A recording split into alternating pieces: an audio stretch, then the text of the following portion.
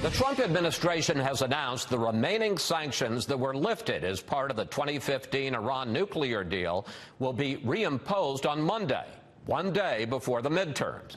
President Trump drove home the point Friday when he tweeted this photo with the words "Sanctions are coming," a nod to Game of Thrones. Joining me now, live from the State Department, Secretary of State Mike Pompeo. Mr. Secretary, welcome back to Fox News Sunday. Good morning, Chris. Great to be with you today. You're reimposing, as we said, all U.S. sanctions on Iran, but you're giving exemptions to 8 countries to allow them to keep buying oil from Tehran. Question, why?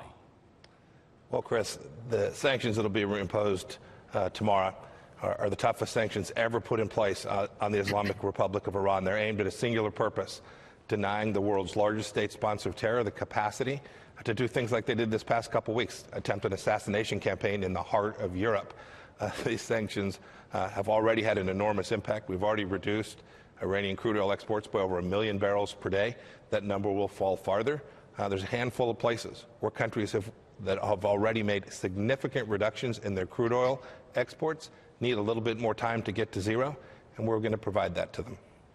Is it true that you're giving exemptions to 2 of Iran's biggest customers, namely India and China?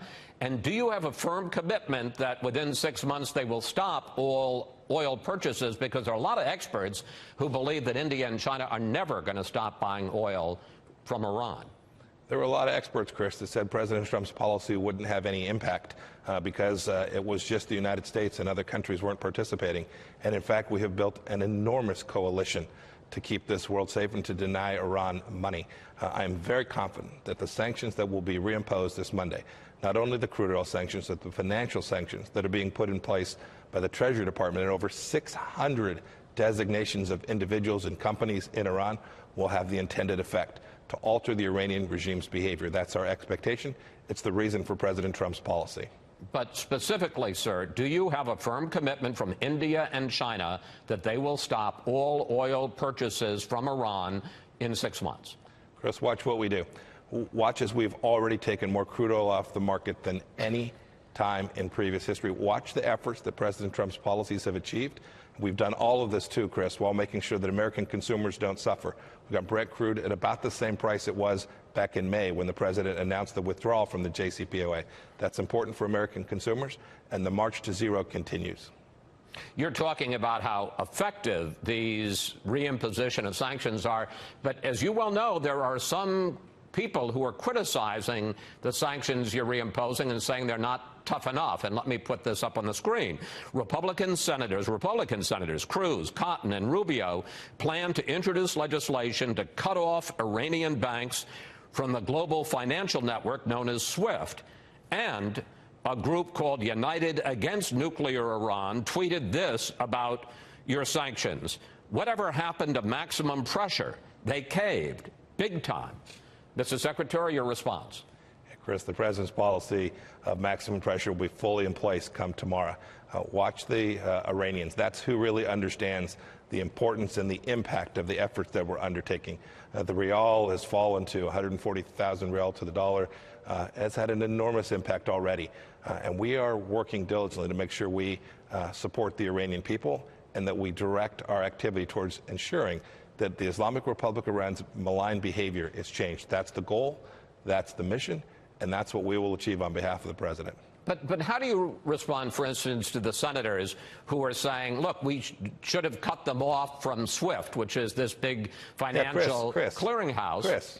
Chris, the Iranian banks that engage in sanctionable behavior will be sanctioned by the Department of Treasury, period, full stop. I understand what you're saying. On the other hand, well, good. That's great, Chris. If I may, sir, you've got Senators Cotton, Senator Cruz, Senator Rubio. They're pretty knowledgeable on the subject. They're not persuaded. Chris, I worked with Senator Cotton. We were the 2 individuals that discovered the side deals now almost 3 years ago to the JCPOA, these secret side deals. I've been at this in a long time. No one's going to argue that Secretary Pompeo isn't tough on Iran, and no one is going to argue that President Trump isn't doing the same. Meanwhile, let's turn to another one of your hotspots you're dealing with. North Korea is now threatening to resume its nuclear buildup because they say that the U.S. has not matched them in offering concessions, in this case lifting economic sanctions. They say that they've made concessions and the Trump administration has not followed suit. Chris, I'll be meeting this week in New York City with my counterpart, Kim Young-chol. We'll have a good opportunity to continue the denuclearization discussions that were set out just a few months back. It seems like a long time ago in news world, but it was just this past June when President Trump and Chairman Kim met and set us on the path that we're on today. We haven't had any missile tests. There have been no nuclear tests. We've had the returns of American remains. These are all good steps. We're continuing to negotiate with the North Koreans to achieve what President Trump set out: the full denuclearization verified by the United States of the Korean Peninsula, and then a brighter future for the North Korean people. But to follow up specifically, what's your reaction to the Foreign Ministry of North Korea threatening that they're going to resume nuclear activity? What's, one, your reaction to that? And two, is there any possibility that to get them to stop that the U.S. will change its policy and start offering concessions on a kind of tit-for-tat basis, a phased effort by both countries? Of course, I'm not worried about rhetoric. We've seen this as we go through negotiations. Stray voltage happens to be all around us. We're very focused. We know with whom we're negotiating. We know what their positions are. And President Trump's made his position very clear: no economic relief until we have achieved our ultimate objective. Let's turn to Saudi Arabia. You met with Saudi Crown Prince Mohammed bin Salman about 3 weeks ago about the death of Jamal Khashoggi, and here's what you said after your meeting with the Crown Prince. Told me they were going to conduct a thorough, complete, transparent investigation. They made a commitment to hold anyone connected to any wrongdoing that may be found accountable for that, whether they are a senior officer or official. But since then, I don't have to tell you, the Saudi story has kept changing. Do you now think that the Saudi Crown Prince lied both to you and to President Trump with what he told you back then, based on all the evidence that you have gotten since, including the tapes that CIA Director Gina Haspel has heard? Do you now believe that this was a premeditated hit by the Saudi royal family against Khashoggi?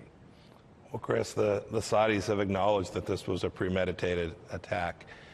The facts that we're finding still are unfolding. We're still working diligently on that. We talk with folks from Turkey, from Saudi Arabia nearly every day to continue those efforts. We've begun to hold some officials accountable. We've revoked visas from 16 individuals that we have been able to identify so far that were, in fact, connected to that. We'll continue to do that. And as I said that day when I returned, we will hold all of those responsible for the murder of Jamal Khashoggi accountable.